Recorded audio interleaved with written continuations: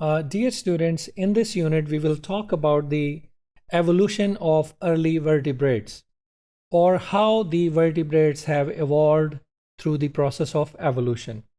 The evolution of vertebrates is characterized by a wide range of evolutionary changes that includes genomic, embryological, as well as phenotypic changes.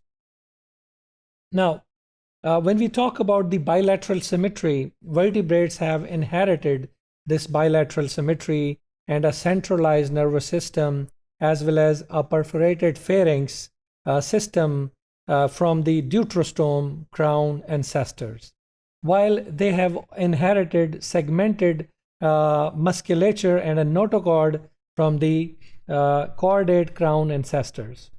Along with this one, they have also, through the process of evolution, they have inherited rudiments of cranial sense organs and a fourth germ layer from the crown ancestors of olfactors. So from the different lineages or different ancestry, they have evolved certain characters which have successfully helped them to invade and to establish them in different habitats which are present on this planet Earth. When we talk about the earliest vertebrates, they were jawless fish, just like a living hagfish, if you have seen. They were just like that one, and they lived between 500 to 600 million years ago. From that, fishes, amphibians, reptiles, mammals, and birds, they evolved after the evolution of fish. The first amphibian which was evolved from a lobe-finned fish ancestor, that was about 365 million years ago. So the amphibian, they actually evolved from their fish ancestors. After that, as you are aware that fish were the early vertebrates, and they used to live in the aquatic environment in marine as well as freshwater bodies, and amphibians were the first one to evolve and to come out of that water bodies. So they started living on the land, and the first reptiles after the amphibians, they were evolved from amphibian ancestors at least 300 million years ago.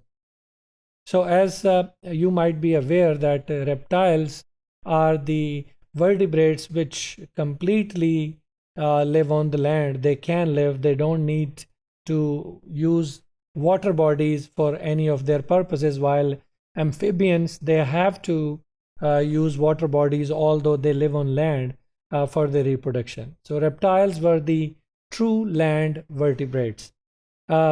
After reptiles, mammals and birds, both they were evolved from reptile-like ancestors later on. Until mammals and birds evolved, all vertebrates were ectothermic. Ectothermic means they could not control their regulate their temperature of their body. So if the outside temperature is cold, their body temperature also gets cold, or if the outside temperature is hot, so is the temperature of their body. But birds and mammals are the only vertebrates which can regulate their own body through biochemical changes. So it doesn't matter if the outside temperature is cold or hot.